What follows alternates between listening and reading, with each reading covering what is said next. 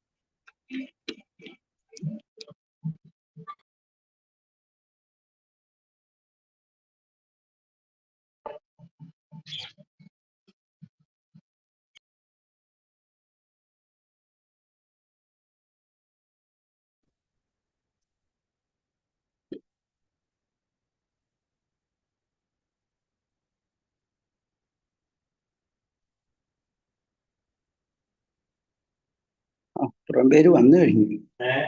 80 പേര് ഓൾറെഡി കയറിക്കഴിഞ്ഞു. എൻ്റെ ഇതിനകത്തെ Gracamma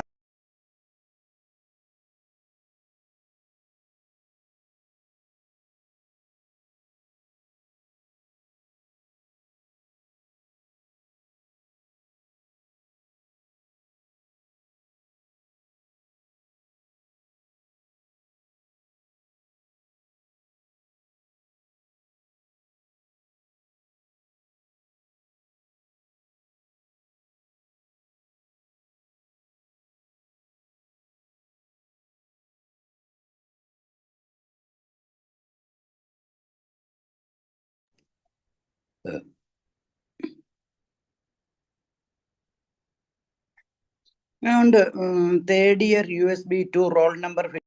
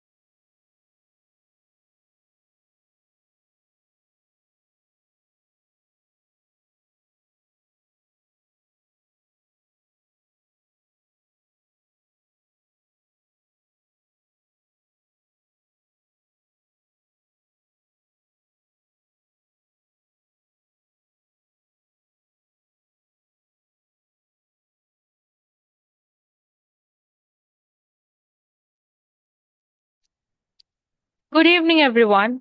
A very warm welcome to all the respected dignitaries, our distinguished speaker, beloved professors, dear students, joined us today for the Wildlife Week celebrations organized by Kerala Law Academy Law College in association with Forestry Club and IQAC KLA. This session is a very relevant one as we focus on voluntary relocation program and other strategies to address human-wildlife conflict in Kerala. Wildlife Week reminds us of the importance of protecting nature while also ensuring peaceful coexistence between people and wildlife. And this evening's discussion addresses exactly that concern.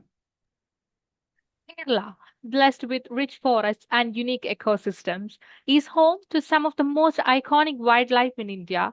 Yet, this natural wealth also brings the recurring challenge of human wildlife conflict. As human settlements and farming expand near forest areas, encounters with elephants, wild boars, leopards, and other species have increased, leading to crop loss, property damage, and even tragic loss of lives. These conflicts not only threaten human safety but also create hostility towards wildlife, weakening conservation efforts. Balancing protection of nature with safety and livelihood of people has therefore become a key priority in Kerala's forest management. The voluntary relocation program is a notable initiative that offers families in high-risk forest areas the option to relocate with proper rehabilitation, reducing conflict by improving access to facilities and livelihoods. Alongside this message, such as stronger barriers, early warning systems, ecotourism, and eco-development projects support both conservation and community welfare. Together, these strategies protect human life and property while allowing wildlife to thrive, reflecting Kerala's commitment to coexistence between people and nature.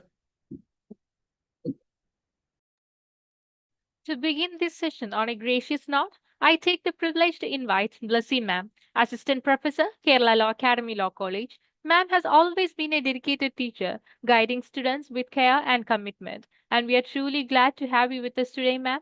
And now I invite Blessy Ma'am to deliver the welcome address for this session. Ma'am, please.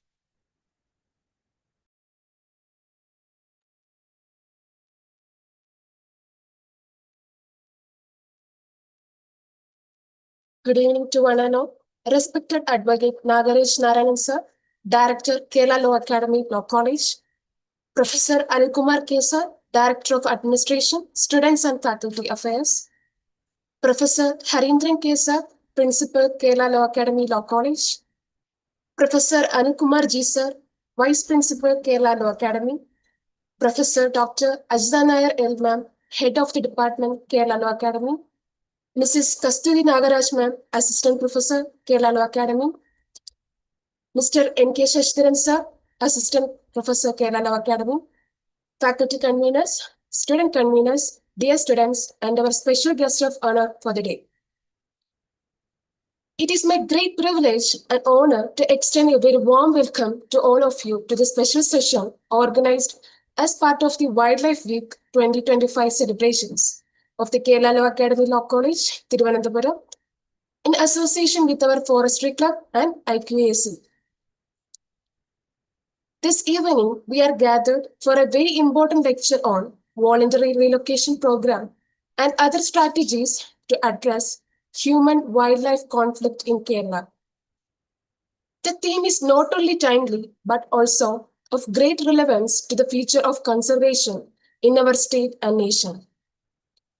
We are immensely fortunate to have with us today a distinguished alumnus of our institution, Dr. J. Justin Mohan, IFS, Additional Principal, Chief Conservator of Forest, Government of Kerala. Sir belongs to the 99th batch of the Indian Forest Service and is presently in charge of eco-development, tribal forest and land resources. Sir also serves as the Member Secretary of the State Forest Development Agency, overseeing 50 forest development agencies, 726 joint forest management committees, and 80 ecotourism destinations in Kerala. Sir is also the Special Officer in charge of projects under the Rebuild Kerala Development Project and KIFB, including voluntary relocation and human-wildlife conflict mitigation programs. Over the illustrious career, Sir has served as Wildlife Warden of Silent Valley National Park, Divisional Forest Officer of Munnar and Palakkad, Principal of the State Forest Training Institute, Conservator of Forest, High Range Circle, and Chief Conservator of Forest at the Forest Headquarters. Beyond the Forest Department, Sir has also headed important institutions like the Soil Survey and Soil Conservation Department, the Groundwater Department, the State Horticulture Mission, and the Agriculture Department. Sir's experience extends internationally, having served as Secretary of the National Biodiversity Authority, Chennai, and as First Secretary, Development Cooperation at the High Commission of India, Colombo, coordinating the relief and rehabilitation of war-affected people in Sri Lanka between 2011 and 2014. Sir has represented India at several international conferences across Canada, the USA, Switzerland, Italy, and Philippines, and was a lead negotiator for India in finalizing the Kunming-Montreal Global Biodiversity Framework. As a scholar and prolific writer, Sir has authored books, manuals, and articles on biodiversity, wildlife, and soils. His remarkable contributions have been recognized with prestigious awards, including the Global Tiger Forum Award, the Wildlife Protection Society of India Award, the Harithapriya Award, the Jaffna University Award, the Nilgiri Wildlife Prize, and the PCCF's Distinguished Certificate. We are also proud to note that Sir is one of our distinguished alumni, having completed his LLB at the Kerala Law Academy Law College, later pursued a Master's in Business Laws from National Law School of Indian University, Bangalore, and obtained PhD from Bharat University. Sir, we are deeply honored by your presence among us today.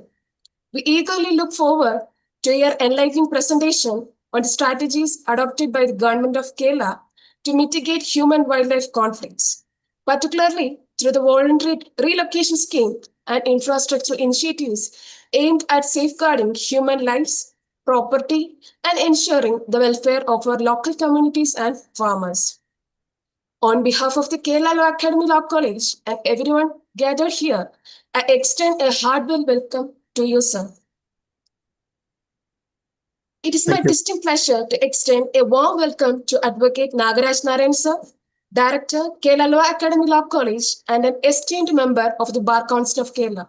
Sir, your unwavering support and visionary leadership are integral to our mission, guiding us as we strive for excellence in our academic and social endeavors. I would like to acknowledge Professor Anil Kumar Kesar, our Director of Administration, Students and Faculty Affairs. Your commitment to fostering a nurturing environment for both students and faculty is essential in sustaining the spirit of academic excellence within our institution. A heartfelt welcome is also extended to Professor Harindran Kesar, our esteemed principal. Your relentless dedication and insightful leadership serves as a source of inspiration, encouraging us all to elevate our academic initiatives.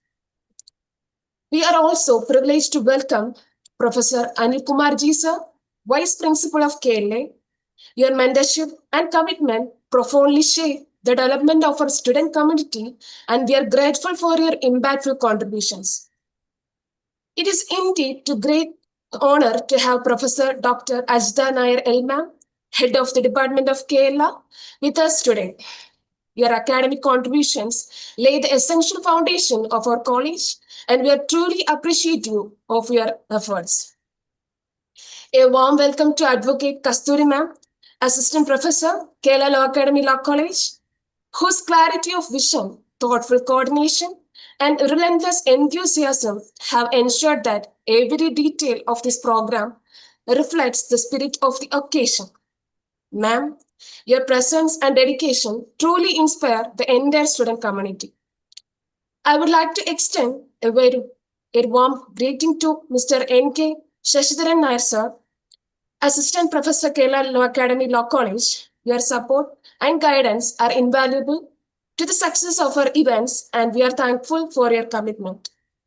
A world without wildlife is a world without beauty. Once again, I welcome you all to this meaningful session of Wildlife Week 2025. Thank you. Thank you, ma'am, for your warm words of welcome and for setting the tone of this evening session. I would also like to take this opportunity to extend a warm welcome to you as well. It is now my honor to introduce the distinguished speaker of the day, Dr. Justin Mohan sir, IFS, and illustrious alumni of our college. Sir belongs to 1999 batch of the Indian Forest Service and is presently serving as the Additional Principal Chief Conservator of Forests, in charge of eco development, tribal welfare, and forest and resources in Kerala. Sir has also served in several key roles in Kerala's Forest Department and has worked in the central deputation as well, representing India at various international platforms. The contributions to biodiversity conservation, eco-development, and human-wildlife conflict management have been widely recognized. The leadership in implementing the voluntary relocation program and infrastructure projects has brought the long-term benefits to communities and the environment alike. We are especially proud to welcome him back as an alumnus of the Kerala Law Academy Law College. With great honor, I now invite Dr. J. Justin Mohan sir, IFS, to address this gathering. Sir, please. Thank you. Thank you all. Respected Director of this great institution, Dr. Nagaraj Narayanan sir, Principal Dr. Harindran sir, Professor Anil Kumar sir, Assistant Professor N.K. Shashidharan sir, and all the faculty members, and Dr. Blessy madam, who just introduced me, all the students of this esteemed institution, and all the speakers who have joined, all the participants or who have joined this webinar on the occasion of the Wildlife Week celebrations. I thank you for taking out your time on a weekend to attend this webinar. It's always a great feeling to come back to your college and speak from your college premises. I am sitting in our college and then going to speak for the next 40 minutes. 40 minutes to 1 hour, I'll just speak, and then I'll just share the welfare schemes implemented by the government, by the Kerala Forest Department, for the welfare of the farmers, for the welfare of the tribal communities, and also the Forest Department communities of the state. So I have a brief presentation to make, and we'll just go through the various projects, schemes, programs being implemented by the government, which are benefiting our citizens. Okay, just share this presentation.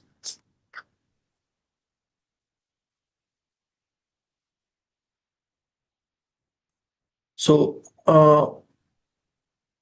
this presentation will be covering about 16 different strategies on how we are approaching human-wildlife conflict mitigation. And we start with the voluntary relocation program, which is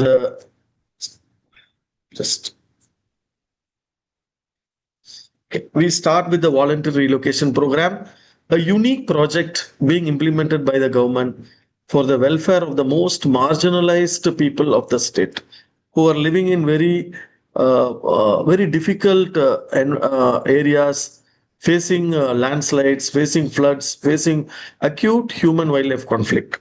So this is the program which is implemented in Kerala. No other state has such a program implemented for its citizens. This program is being funded under the Rebuild Kerala Development Project and KIFBI. Okay, so as you know, in August 2018, we have We had this floods, unprecedented floods, which affected several parts of the state. So the government came forward and with the assistance of the World Bank, we implemented this Rebuild Kerala Development Project. One of the components of this project was this voluntary relocation scheme to assist the families residing in areas prone to landslides, floods, and human-wildlife conflict to move to safer areas and get a better livelihood. Okay. So under this program, government provides assistance of up to 15 lakhs per family under this scheme, and each dependent in the family is eligible for another 15 lakhs. As on date, that is as on 4th October 2025, we have been able to help 1,040 families to move to a safer location. This scheme not only benefits the public to move to safer areas, but also the land being acquired under the scheme helps in conservation efforts, and it becomes part of the forest. So it helps the wildlife as well. Next. So this scheme originally was planned under the Rebuild Kerala Development Project. So under that, 14 forest divisions were selected, and within these 14 forest divisions, 33 settlements were identified as the most affected settlements where people are facing recurrent human-wildlife conflict. And then we started to obtain applications. It's a voluntary program. Those who want to go out of that particular area, they are most welcome to give the applications to the nearest range office, and those applications will be processed, and there is a procedure by which we pay this amount. Okay. So out of the 14 divisions, 33 settlements, this first phase, which is under the Rebuild Kerala Development Project, is now completed. Now, once this is completed, since their demand was more, so we prepared a detailed project report for assistance from KIFBI, which was again approved. So under KIFBI, 16 divisions were identified, and within this 16 forest divisions, 61 settlements were covered under this voluntary relocation program. So till date, under this program, about 208 hectares of land has been acquired, and 1,040 families have benefited. So this 208 hectares becomes part of the forest that helps in wildlife conservation efforts as well. So coming to the procedures followed for implementing this program, this is a very interesting program. Those families who voluntarily opt to join this scheme, they have to submit their application to the forest range office. Then there is a range level committee chaired by the range officer, comprising of the ward member and the village officer. They scrutinize the application, and if they are found eligible, they approve at the range level committee, and then they forward the application to the division level committee, which is chaired by the concerned divisional forest officer. And the committee comprises of range officer, ward member, Gram Panchayat secretary, Tahsildar, district sub-registrar, village officer, and so on. So they scrutinize these applications and forward this to the project management unit. So I am heading that project management unit. So within our unit, we have the Tahsildar from the revenue department. There is a separate team under the project management unit, which conducts a field verification and submits the report to the additional PCCF Eco Development and Tribal Welfare. So the report of the Tahsildar is found satisfactory. From our office, we send it to the regional level committee chaired by the Chief Conservator of Forests and comprises of the concerned MLA of that region, the Divisional Forest Officer, District Registrar, Range Officer, Panchayat Secretary, Tahsildar, who is in charge of the land records, Tribal Development Officer, and SC Development Officer, and the concerned village officers as members. They scrutinize these applications and also peruse the report of the Tahsildar. And if there is any additional details required, they get those additional details and then formally recommend for the release of funds to the beneficiary. Once the regional level committee approves the beneficiary, an agreement is signed between the beneficiary and the DFO. The beneficiary actually signs the agreement on a stamp paper, expresses his or her willingness to surrender his or her property to the government in lieu of this financial assistance. The Chief Conservator thereafter forwards the recommendation and agreement to the project management unit along with the supporting documents for release of the first installment of funds. Once we get these applications from the concerned Chief Conservator, an amount of 5.5 lakh is then released to the beneficiary upfront. So once they get this amount, within 30 days, the beneficiary has to register the property in favor of the government. And thereafter, they remove their valuable items. If they want to remove the timber or whatever they want from the property, they remove it and then surrender the property to the department.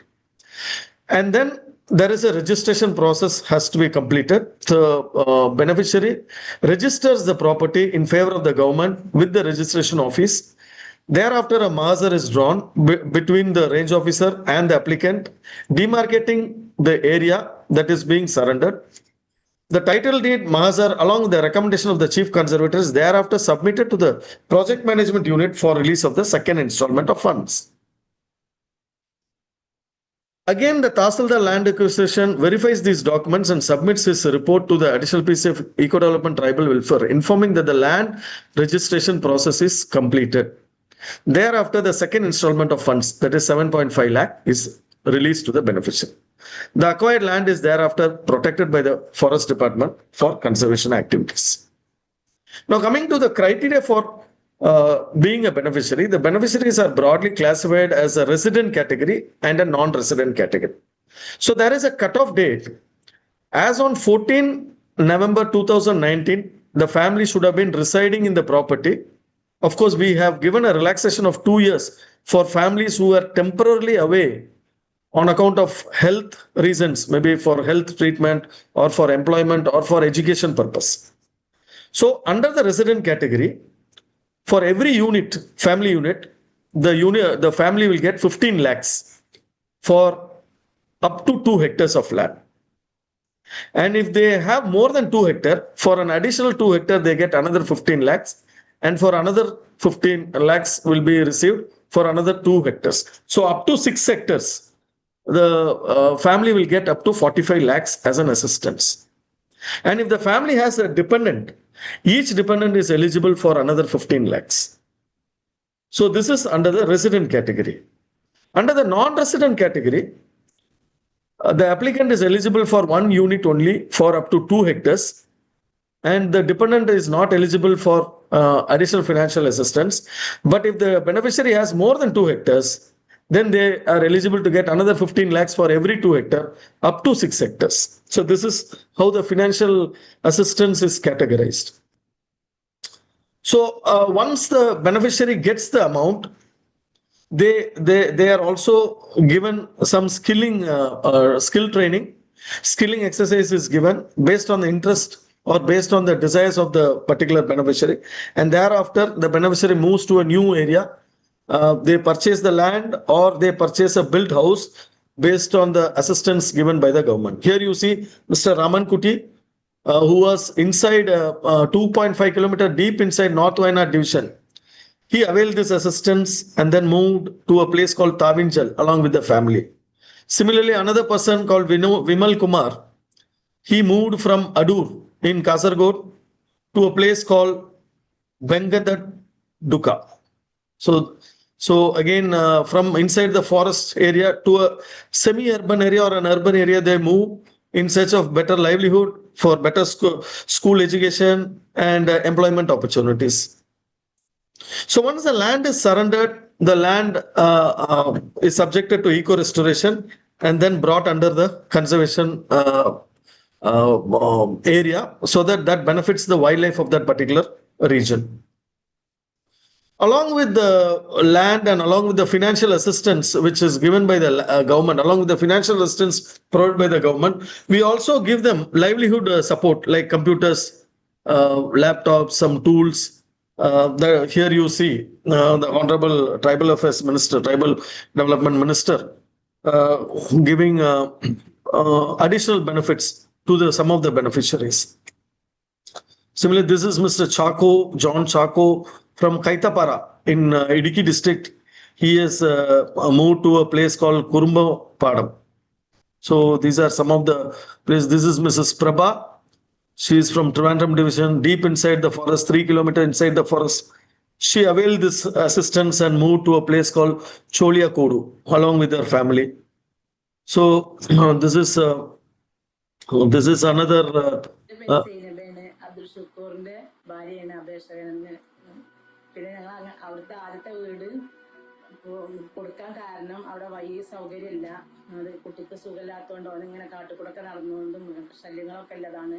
അപ്പൊ അതുകൊണ്ടാണ് അവിടുന്ന് പോരാനുള്ള കാരണം. സ്കൂൾക്കൊക്കെ പോകാനും ഒക്കത്തിനും ബുദ്ധിമുട്ടാണ്. ഞങ്ങൾക്ക് പ്രളയം വന്നു ഞങ്ങളെ മുറ്റത്ത് കൂടെയാണ് വെള്ളം ഒഴുകിന്. ആ തോട്ടിന്ന് നല്ലോണം വെള്ളം ഒഴുകിന്. അന്ന് തന്നെ പറഞ്ഞു നിങ്ങൾക്ക് അപേക്ഷ കൊടുത്തിട്ടുള്ളൂ, നിങ്ങൾക്ക് ഇവിടുന്ന് പോകാൻ നിങ്ങൾക്ക് ചാൻസ് ഉണ്ടെങ്കിൽ നിങ്ങൾക്ക് കിട്ടിക്കോളൂ എന്നൊക്കെ പറഞ്ഞാണ്ട് അങ്ങനെ അന്ന് കേട്ടപ്പോൾ തന്നെ ഭയങ്കര സന്തോഷം. അതിന് കിട്ടിയതിന് ഏറ്റവും വലിയ അനുഗ്രഹമാണത് ഞങ്ങൾക്കിത് തന്നതുകൊണ്ട്. ആ കാട്ടുന്നുണ്ട് പോകുന്നതുകൊണ്ട് ഭയങ്കര സന്തോഷം.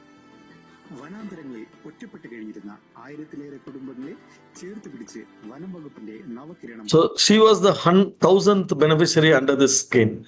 She is from Malappuram district.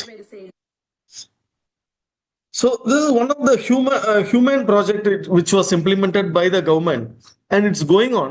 The good thing is that it's still going on, and this year we plan to cover another 500 families before December. So altogether about 1,550 families around would be completed by 2025, and hopefully this scheme will be extended in the coming years.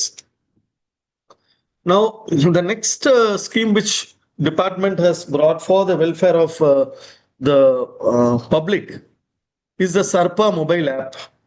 As you know, the last 10 years, about 600 persons have died because of snake bites in Kerala. So the department has introduced this Sarpa mobile app. It has been widely publicized, and many people are availing the facilities provided by the government through this app.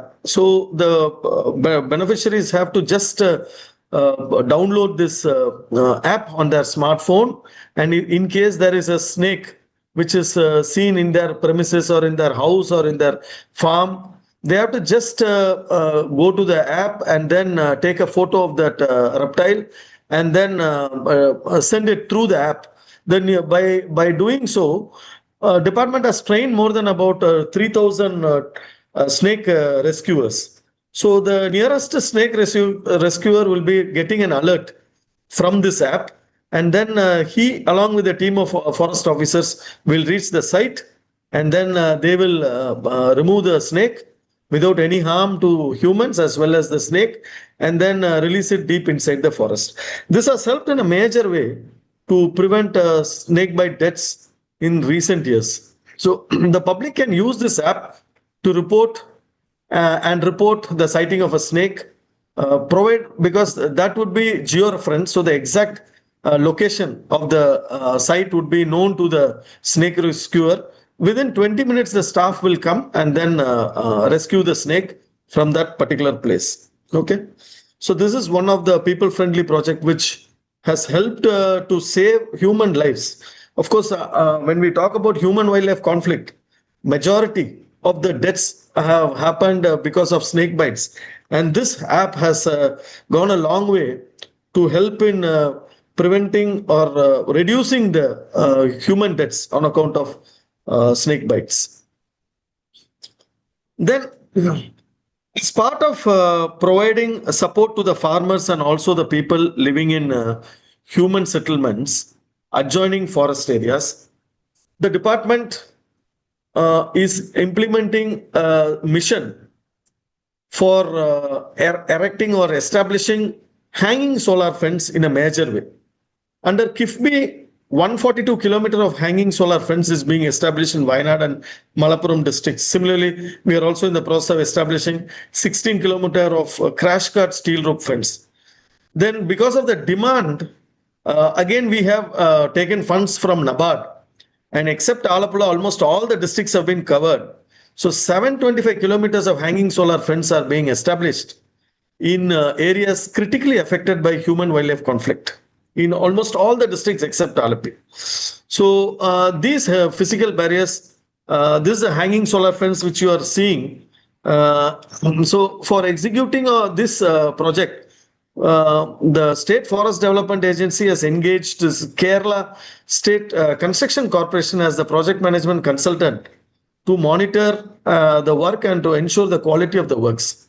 So, for example, this is a hanging solar fence which you are seeing, which is being erected, established in Wayanad, deep inside Wayanad, which is, as you know, very prone to human-wildlife conflict because Wayanad is a district which borders 4 protected areas. On one side in Tamil Nadu, we have the Mudumalai Tiger Reserve. On the other side, we have the Nagarhole Tiger Reserve, the Bandipur Tiger Reserve, and of course, we have the Wayanad Wildlife Sanctuary. So, 4 protected areas border Wayanad district. So, there is a lot of human-wildlife conflict, and department is taking a lot of efforts to protect the citizens by establishing this hanging solar fence. Now, another strategy which the department is adopting is to ensure that there is adequate fodder availability in the forest as part of habitat management.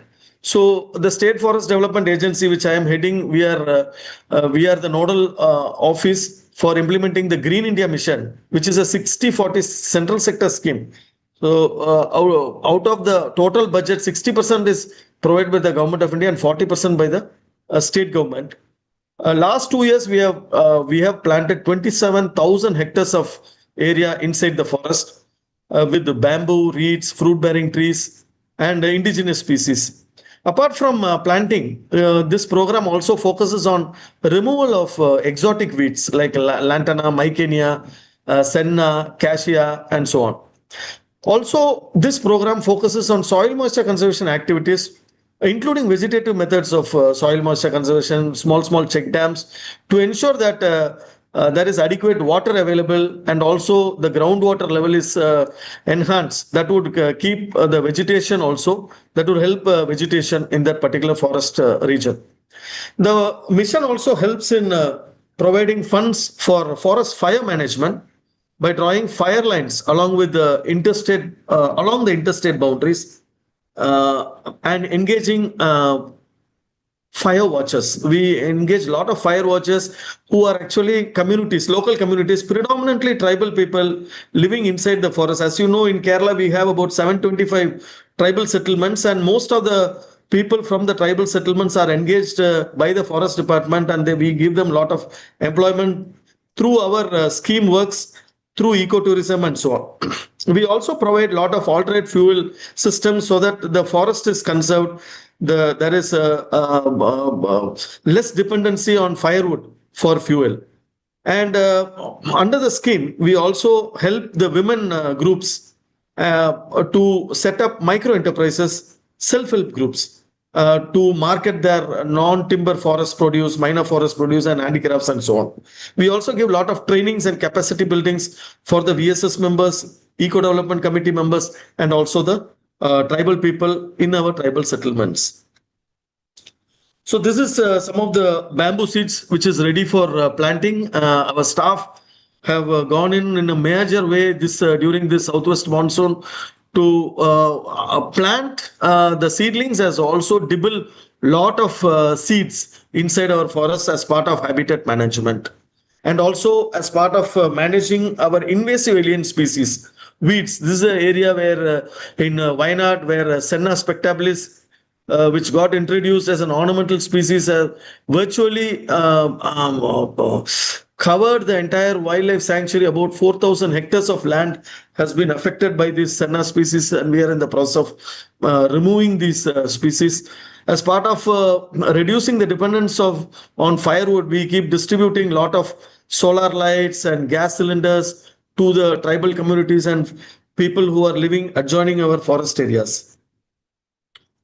As part of habitat management, we are also in the process of removing the weeds and restoring grasslands, which are very, very essential for the herbivores. A vibrant herbivore is very much required for the forest ecosystem, so that they are the feed for the carnivores. And a healthy carnivore population is also required for a healthy forest system. Because once the carnivore is removed, the herbivore population increases, and once the herbivore population increases, it will adversely affect the forest. So a healthy mix of carnivores, herbivores, and the primary vegetation is very much required for a healthy forest ecosystem. And this mission helps in that. Again, apart from fodder availability, we also focus on improving the water availability. As you know, water is very, very critical for the wildlife and also for the vegetation inside the forest. We have a lot of water holes presently in the forest, and this is being managed or maintained on an annual basis. We also renovate our existing check dams, do the desilting process regularly. We also manage our vials, which are very critical in wildlife habitats, where these are the places where the herbivores go in for grazing. Again, this year we are in the process of constructing 45 major check dams in wildlife habitats to provide the required water for our wild animals, so that they do not go in search of water to human settlements. Water conservation also helps the vegetation during the lean season. So this is also being implemented under KIFBI funding through the State Forest Development Agency. Again, as part of manual surveillance, we are in the process of establishing a lot of checkposts, watchtowers. So we already have a lot of watchtowers in our forest areas, but recently we have identified critical areas which require manual surveillance. So this year we are establishing 12 new high-end watchtowers where the staff can go and stay there and then monitor the movement of wildlife, and then constantly alert the local communities and also the staff, range staff. So this year we will be constructing high-end watchtowers in North Wayanad Division, South Wayanad Division, Nilambur North Division, Nilambur South Division, which is in Malappuram district, then Koni, Rani divisions, Tenmala, Kottayam, Mannargad, and Chalakudi areas. Another grave issue which we are facing when it comes to human-wildlife conflict is most of the time our tribals as well as the people who are residing in and around forest ecosystems encounter wildlife in the dark hours. So this year we are going to construct 1,080 solar lights in 1,080 human settlements. So each human settlement in and around forest will have a minimum of one solar light. So this year, during this financial year, under KIFBI funding, we are going to establish this. We hope that with this project, once this is completed before March 2026, so a substantial reduction of encounters or conflicts with the wild animals can be seen in the coming years. So solar lights in human settlements not only help the people, but also deter the nocturnal animals from entering the human settlements, and also help our forest officers to address a conflict situation during the night hours. So for this, we have engaged ANERT, which is an expert agency so far as solar lights are concerned. We have engaged them as our project management consultant to undertake this work. Then technological surveillance, as you know, artificial intelligence is going in a major way, bringing in a lot of revolution in different fields. So we have also brought in AI-based cameras, artificial intelligence-based cameras, camera traps with GSM facilities so that the staffs can constantly monitor the movement of animals in their jurisdiction. Then we are also in the process of procuring drones, standard and thermal drones. Thermal drones, as you know, is being used in the night hours. Standard drones we can be used in the daytime. This can also go a long way to check the movement of animals and also help the staff to drive them back into the forest. And also it will go a big way to help the staff to prevent or manage poaching or smuggling inside the forest. And artificial based cameras will be installed in the coming this financial year. On a pilot basis, we are doing it in Wayanad this year, and based on the efficacy, this would be replicated in other districts as well. So under this, once the animal is detected by the AI-based camera, it will send infrasound which would actually deter the elephants or wild boars or any other animal to move inside the human settlement. So these are new innovations that is coming up. And then Forest Department is also using these technology as part of our surveillance to monitor the movement of wild animals. So this scheme again is being funded by KIFBI. It's going to change the impact of human wildlife conflict. We expect that once this is being deployed in all the divisions, the staff will have more support, technological support to help or assist in human wildlife conflict mitigation. Then, as you know, we have about 28 rapid response teams, almost in all the divisions, having human wildlife conflict. And these are special teams which respond immediately. Once they get the information about any conflict situation, they immediately respond. So all these rapid response teams will be provided high-end vehicles this year. We are in the process of procuring rifles along with ammunition, also tranquilizers, smart cages to capture wild cats like tigers and leopards which stray into human settlements, night vision cameras, binoculars, power saws, protection gears, and so on, to all the 25 rapid response teams and 3 satellite rapid response teams. This is again funded by KIFBI, and this would be implemented during the current financial year. Then once the animal is strays into the human settlement, so we thought that we should have a provision to take care of them. So we are in the process of establishing an animal hospice center. It's an animal hospital at Perambra. Presently, we have one at Mutanga, near Mutanga, called at Kuppadi. So that would cater about 8 tigers or leopards. Presently, we thought that we'll have one more at Perambra, where this project is funded by KIFBI, where we can house the leopards or tigers which stray into the human settlements, treat them, and then release them back into the forest if they are found fit to survive in the wild. So similarly, we are also in the process of constructing or upgrading 3 elephant rescue centers for managing the elephants which stray into human settlements at Doni, Mutanga, and at Kaladi, Abhayaranyam.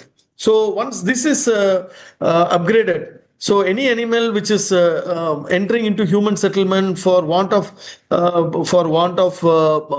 feed or due to old age or because of some disease, so these animals can be brought into these elephant rescue centers, treated, and then released into the wild if they are found fit to survive.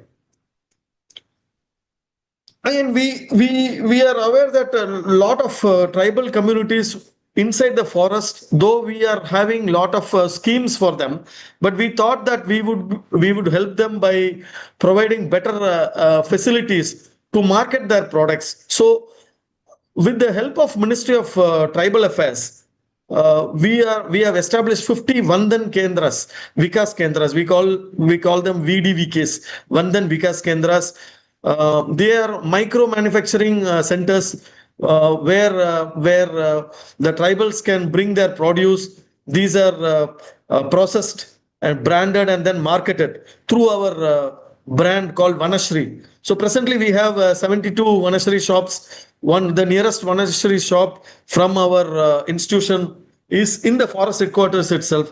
So one of them is near in the forest headquarters, but across the state we have 72 for Vanashri shops, and it's also available online through www.vanashri.in. So you can get authentic forest produce, unadulterated, unpolluted forest produce.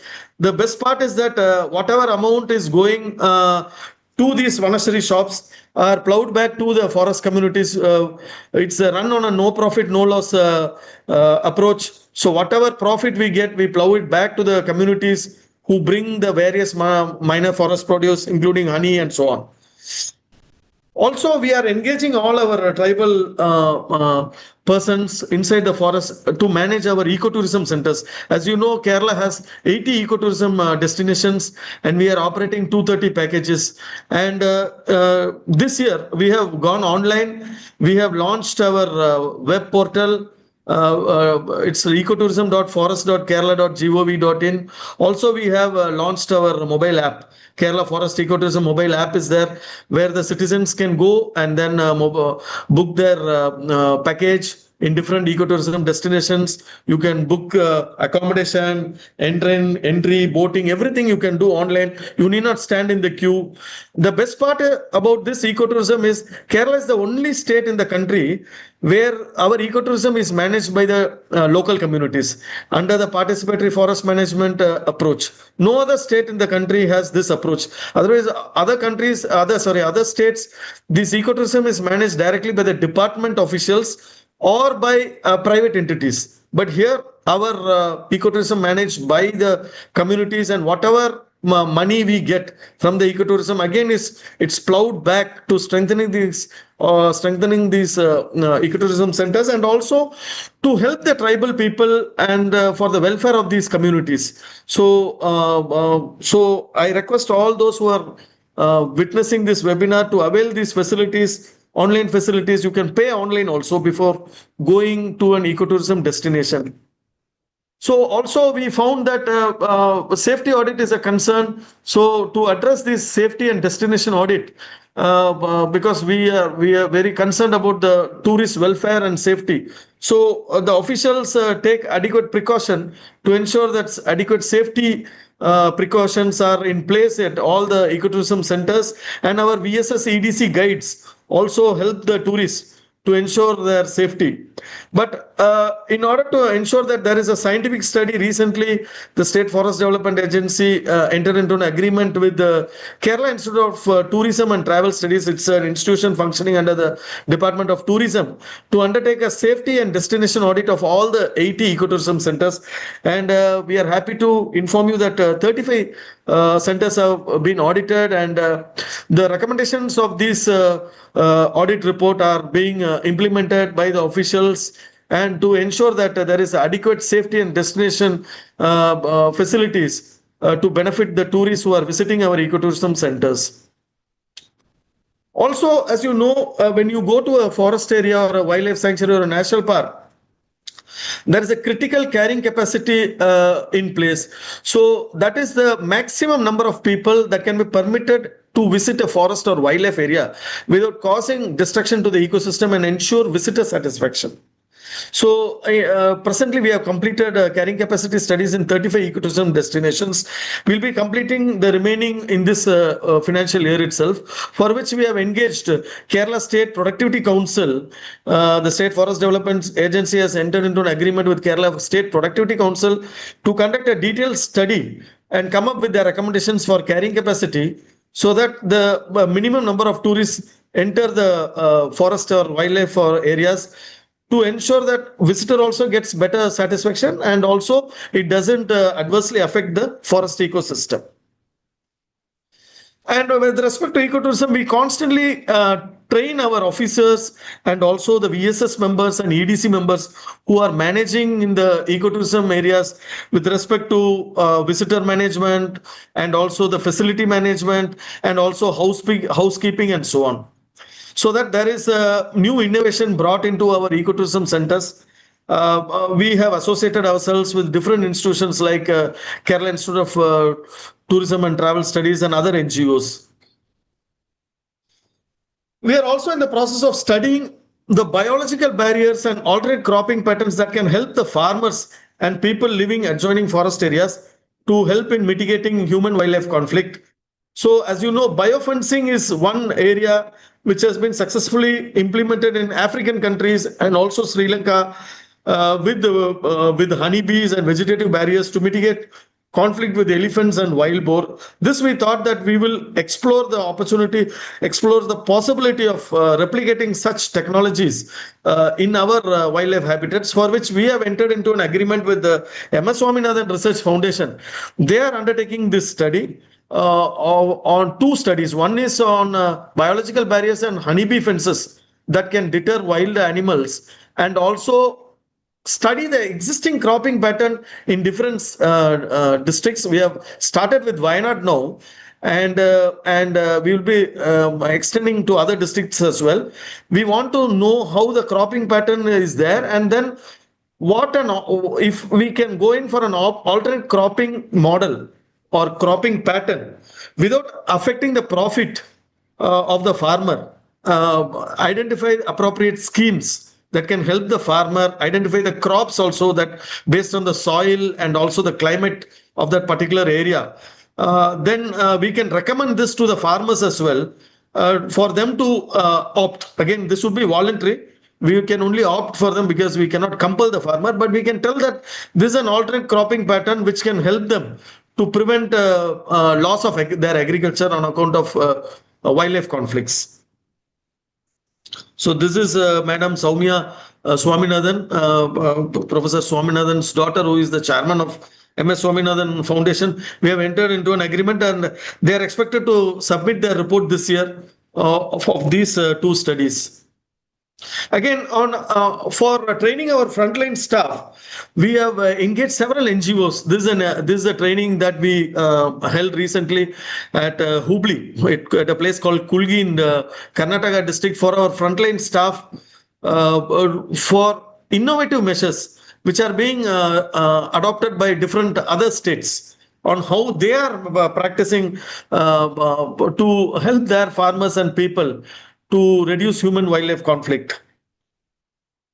Again, waste management is very critical because we find that unless waste is managed in the forest properly, it can again attract a wild animal. So recently we collaborated with the Haritha Kerala Mission and also with the LSDD department, and we trained 100 officers as our master trainers, and with these 100 officers we trained the entire department officers. Kerala, as you know, we have about 8,500 staff, regular staff alone. So all the staff have now been trained in waste management, particularly in our ecotourism areas and also in other reserve forest areas and wildlife sanctuaries and national parks, so that our Van Samrakshan Samiti members and Eco Development Committee members join hands with the Haritha Kerala Senas for waste management. So this, we feel that it's going to help in a big way to reduce human-wildlife conflict.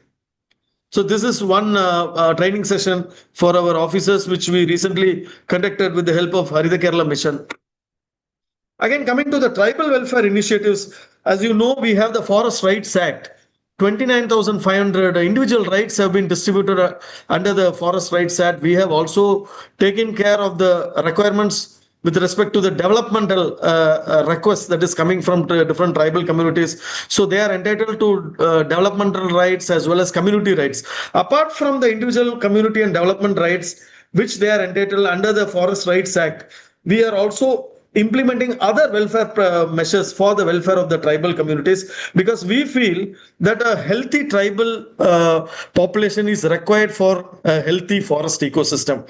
Many times what happens is, even if you see recently in recent days, about 75% of the deaths that have happened in the last 1 or 2 years are all tribal people. So because of lack of awareness, poor health. So we are in a mission mode to bring more awareness among the tribal communities. So we have this Janjadiya Vikas mission, and as part of the Janjadiya Gaurav Divas, coinciding with the birth anniversary of legendary tribal leader Shri Birsa Munda, Forest Department is organizing a variety of awareness and welfare programs for our tribal communities.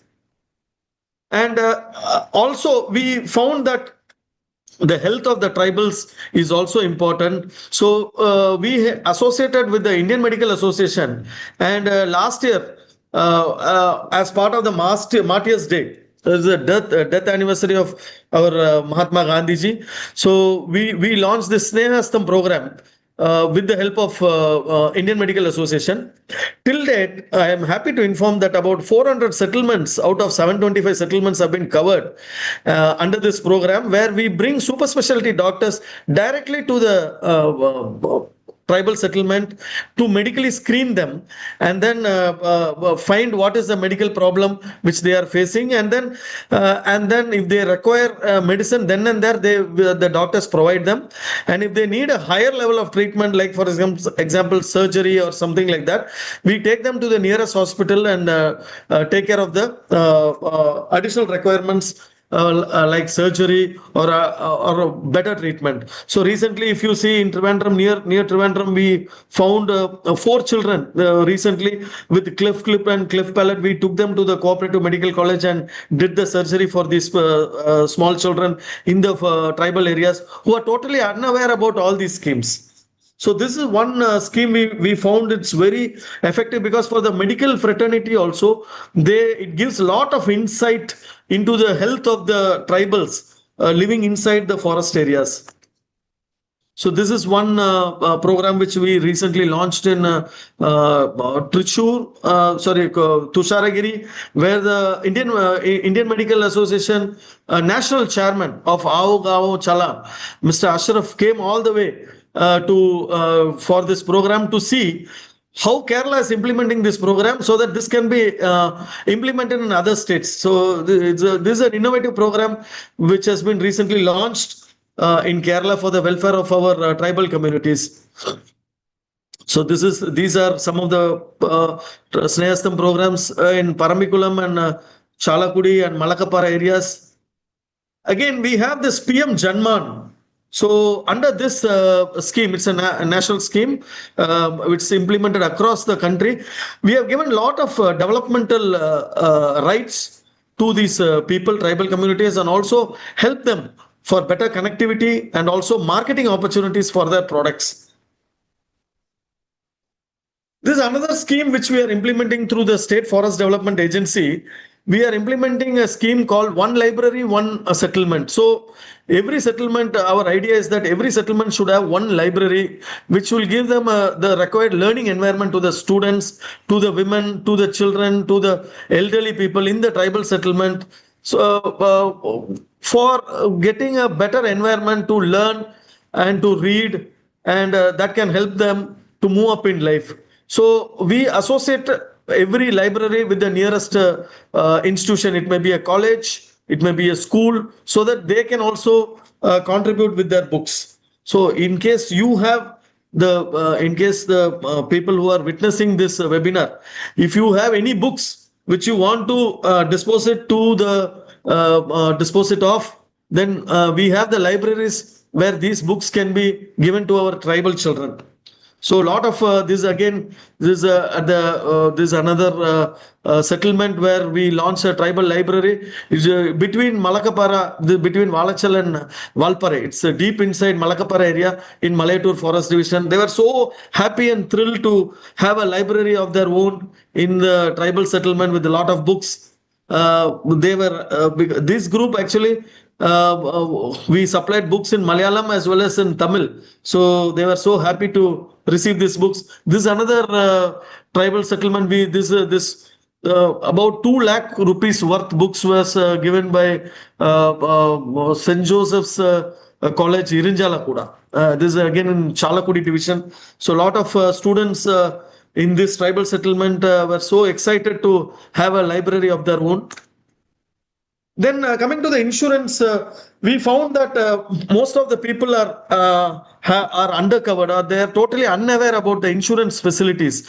So the State Forest Development Agency has now insured all the scheduled caste and scheduled tribe persons in and around the forest areas for their lives. And also the tourists who are visiting approved ecotourism centers have also been insured. So everyone will get about 5 lakh rupees. But it should be an approved ecotourism center. They should not enter the forest an unapproved area. So to avail this insurance, it should be an approved ecotourism center. And all our ecotourism guides and temporary watchers have also been insured. We are also propagating the Prime Minister's insurance scheme, that is the Pradhan Mantri Suraksha Bima Yojana. It requires only 20 rupees per year. I think every individual is covered under this scheme for accidental life insurance of up to 2 lakh. Similarly, the Pradhan Mantri Jeevan Jyoti Bima Yojana with a premium of 436 rupees per year. We get a 2 lakh insurance cover for both accidental as well as normal death. So these are one of the low premium, low annual premium insurance policies, I think lowest maybe in the world. So we are propagating this among the tribal communities and trying to tie them up with the nearest bank where they have the account, so that they are covered under these insurance schemes.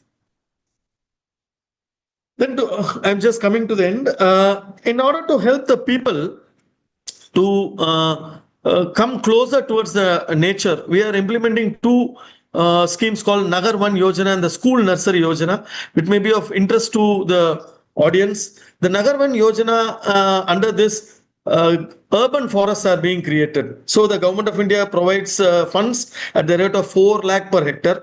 Any institution is eligible to get this fund. It need not be Forest Department. Any department, any institution, it may be private, it may be government, they can avail this fund. So since we advertised but there were no takers, in the first instant we took 20 applications from our own forest divisions and we got the funds. And in fact, this year, recently we got this Chief Minister's Award for one of these Nagar ones in Kasaragod district. So we have completed 21 projects till now, 15 Nagar ones, urban forests, and 6 Nagar Vatikas. During this last financial year, we are in the process of setting up 5 Nagar ones and 2 Nagar Vatikas. So, and recently, Government of India, based on the project given by us, has again sanctioned about 7 Nagar ones and Nagar Vatikas. One is Chal Beach in Kannur. Under this scheme, any institution can put up their application to the State Forest Development Agency, which is the nodal agency to receive the application, submit to Government of India. Between 10 hectare to 50 hectare. You can ask for funds. Every hectare you will get 4 lakhs. So an area up to 10 kilometers from the municipal limit. It should be about 10 kilometers from the municipal limit. So any institution can avail the funds. Once Nagar One is established, it should not be restricted only to the institution. It should be open to the public also. So that is the only criteria which deters many of the institutions. But still, many institutions have their own parks, and they are opening to the public, but such institutions can avail this funding from the Government of India. Similarly, for Nagar Vatika, the area should be between 1 to 10 hectares. Again, the funding will be 4 hectares per hectare. It should be within the municipal limit. It should be an urban area. Any institution can avail the fund. Once the Nagar Vatika is established, it should be open to the public. This is the only criteria. Then we are also implementing a program for the school children. This the subsidy pattern is slightly higher than the Vidyavanam subsidy. Here, the Government of India provides 90,000 per school for setting up a nursery of 100 square meters. It's a very small nursery, 10 by 10 square meters. Any school is eligible to participate in this program. So in the first phase, last year we completed 52 schools. This year we are planning to, we got applications from 151 schools. So this year we'll be covering 151 schools under this program. The aim of this project is to bring students closer towards the nature and to appreciate the significance of plants in maintaining and sustaining the natural ecosystem. So the students ideally set up the nursery bed in the month of December or January, and coinciding with the World Environment Day, that is June, these seedlings are taken away by the students and then planted in their homes or in their school premises. So these are some of the activities being implemented by the department for the welfare of the people. These are some of the many activities. Because my time limit was only about 50 minutes. So I stop here, and I have completed my presentation within the time limit. And if there is any discussion or any questions, I am ready to respond to your queries. Thank you. Thank you for your patience. Thank you, sir, for your insightful words and for taking the time to be with us this evening. Your guidance and expertise on the voluntary relocation program and steps to address human-wildlife conflict are truly invaluable. And we are grateful for your presence and contribution to the session, sir. Thanks so much. Now, to formally conclude this session, I take the privilege to inviting Arya S. Nair, ma'am, Assistant Professor, the Kerala Law Academy Law College. Ma'am has always been a source of guidance and inspiration to her students, and we are privileged to have you with us today, ma'am, to deliver the vote of thanks for the session. Ma'am, please.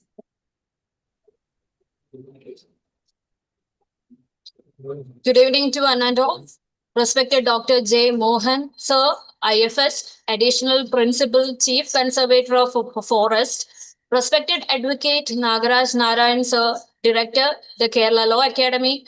Respected Professor Anil Kumar K. Sir, Director, Administration, Students and Faculty Affairs. Respected Professor Harindran K. Sir, Principal, Kerala Law Academy Law College. And respected Mr. N.K. Shashidharan Sir, Assistant Professor, Kerala Law Academy Law College, and the esteemed faculty members, student conveners, participants, and my dear fellow students. It is indeed my honor and privilege to deliver the vote of thanks on the occasion of the Wildlife Week 2025 celebrations, which is organized by the Kerala Law Academy Law College in association with the Forestry Club and IQAC KLA. At the outset, I express my deepest gratitude to our chief guest, Dr. J. Justin Mohan Sir, for inaugurating this program with an insightful and inspiring address on voluntary relocation programs and strategies to address the human-wildlife conflict in Kerala. Sir, your words have given us fresh perspectives on conservation and have truly set the tone for this week-long celebrations.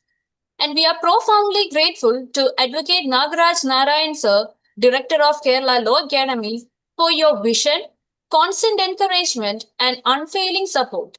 Sir, you have always been a pillar of strength and a guiding light behind every endeavor of this institution, and we are indebted to you for your leadership. And our heartfelt thanks goes to Professor Anil Kumar K. Sir, Director, Administration, Students, and Faculty Affairs, whose dedication and guidance have been instrumental in shaping and supporting the programs like this. Sir, your commitment to the welfare of students and faculty has always inspired us. And I also extend my sincere appreciation to Professor Harindran K. Sir, Principal, Kerala Law Academy, for your consistent encouragement and guidance in all academic and extracurricular activities. And your leadership has always motivated us to achieve greater heights.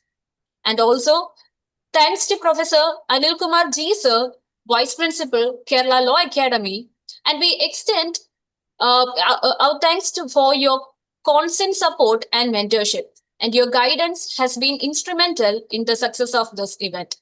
I would also like to extend a heartfelt thanks to Professor Dr. Ajita Nair L. Ma'am, Head of the Department KLA, whose profound wisdom and guidance have been instrumental in bringing the vision of this event fruitful. Thank you, ma'am, for your contributions. And a very special word of thanks is due to Mr. N.K. Shashidharan Sir, Assistant Professor, for his untiring efforts in coordinating the various competitions, guiding the students, and ensuring the smooth conduct of the Wildlife Week programs. Sir, your contribution has been invaluable to the success of this event. And I also take this opportunity to thank our dedicated faculty conveners, student conveners, and the organizing team for their meticulous planning, tireless work, and teamwork that have brought this Wildlife Week celebration to fruition. Finally, to all the participants and attendees, your active involvement has given meaning to this program. And the spirit of Wildlife Week lies not just in talks and competition, but in carrying forward the message of conservation into our lives. Thank you all. Thank Thank you. you, ma'am, for your thoughtful words and for gracefully bringing this session to a close. This session would not have been possible without the support of many dedicated individuals. On behalf of the Kerala Law Academy, I extend my heartfelt gratitude to Advocate Nagaraj Narayan Sir, Director, Kerala Law Academy, for his visionary guidance, and to Professor Anil Kumar Kesa, Director of Administration, Students and Faculty Affairs, Kerala Law Academy, for his unwavering leadership in advancing institutions' excellence. We are also deeply thankful to Professor Harindran Kesa, Principal Kerala Law Academy, Professor Ankumar Jesar, Vice Principal KLA, Professor Dr. Ajita Nair L. Ma'am, Head of the Department KLA, and to Dr. Dakshina Saraswati Ma'am, Associate Professor and General Secretary of the KLA Moot Society KLA, for their consistent encouragement and support. Especially, we extend our sincere gratitude to N.K. Shashidharan Sir, Assistant Professor, Kerala Law Academy Law College, for taking the initiative to organize this session and making it possible. Our sincere appreciation goes to faculty conveners and student conveners whose tireless efforts have ensured the smooth and seamless conduct of this event. Above all, we extend our gratitude to all the participants for their insightful contribution and active engagement, which have made this session truly enriching and memorable. With this, we conclude our session. I, Sri Lakshmi R, and my co-anchor Asna Fatima SS, your student moderators, extend our heartfelt thanks to each one of you for being part of today's session. Wishing you